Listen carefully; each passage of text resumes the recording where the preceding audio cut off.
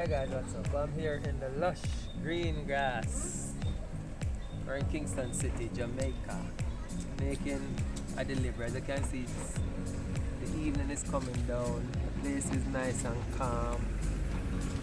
Camera lady, I fix up our camera nice and calmly. Our face has screwed up, so we don't know what it means. And our eyes are open wide. But guys, I can tell you this though.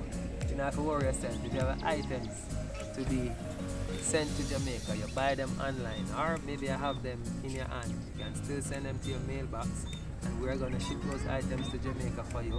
We're gonna deal with the hassle of going through customs, and we're going to do something special. One further step, we're going to get those packages delivered to your doorstep here in Jamaica. Alright?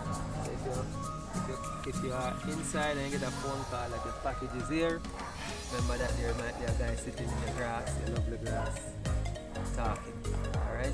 Guys, there's a link. Click the link. Join us today. Follow me. We're going to get the items shipped from overseas and delivered to your doorstep here in Jamaica.